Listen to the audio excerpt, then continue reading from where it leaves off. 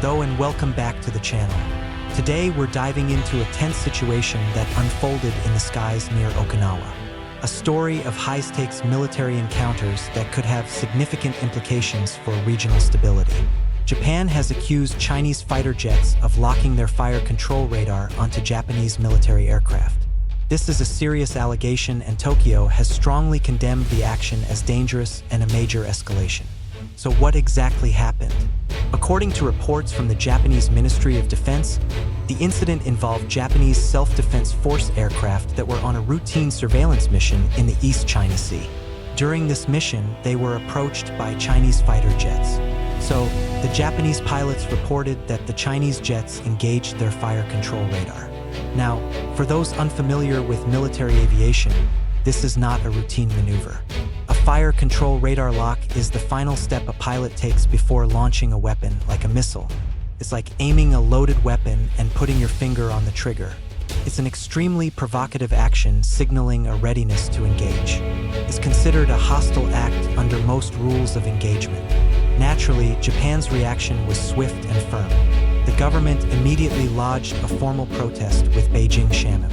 The Japanese defense minister described the incident as unilateral, provocative, and extremely dangerous. He emphasized that such an action could lead to unforeseen accidents and a rapid, unintended escalation of conflict. From Japan's perspective, this is a clear violation of international norms and a direct threat to the safety of its personnel and aircraft. Scissors is not just about one isolated event. Is part of a pattern of what Japan sees as increasing Chinese assertiveness in the region. Now let's look at this from a broader perspective. The East China Sea, particularly the area around the Senkaku Islands, which China calls the Dao Islands, is a major flashpoint. Both nations claim sovereignty over these uninhabited islands. Their military forces frequently operate in close proximity. This creates a high-risk environment where a small miscalculation could have catastrophic consequences. This rattle-locking incident is one of the most serious escalations we've seen in recent years. It goes beyond the usual cat-and-mouse games of shadowing and intercepting aircraft.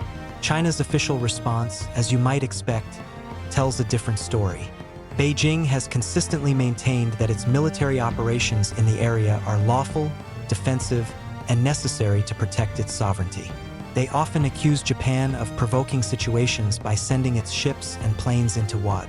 China considers its territorial waters and airspace. In similar past incidents, China has either denied the allegations or claimed that their pilots were responding to aggressive maneuvers by Japanese aircraft. They argue that their actions are justified reactions to what they perceive as Japanese encroachment. This he said, she said dynamic makes it incredibly difficult to get a clear, unbiased picture of what truly transpired. Both sides are operating with their own national interests and narratives in mind. However, the use of fire control radar is a line that is rarely crossed between major powers. It raises the stakes for every pilot and ship captain in the region.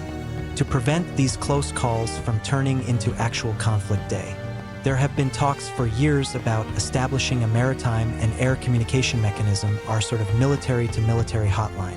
While some progress has been made, incidents like this show that the fundamental trust and communication needed to prevent accidents are still severely lacking. What does this mean for the future? The incident further strains the already fragile relationship between China and Japan. It also pulls the United States deeper into the picture. The U.S. has a mutual defense treaty with Japan, which means it is obligated to defend Japan if it is attacked. American officials have repeatedly stated that the Saku Islands fall under this treaty. Therefore, any escalation between China and Japan has the potential to involve the United States, turning a regional dispute into a global crisis. This recent rattle-log serves as a stark reminder of how volatile the security situation in East Asia has become. It's a complex issue with deep historical roots and major geopolitical implications.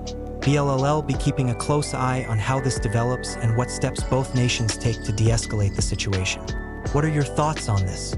Let me know in the comments below. Thanks for watching, and if you found this video informative, please give it a thumbs up and subscribe for more in-depth analysis on global events. See you next time.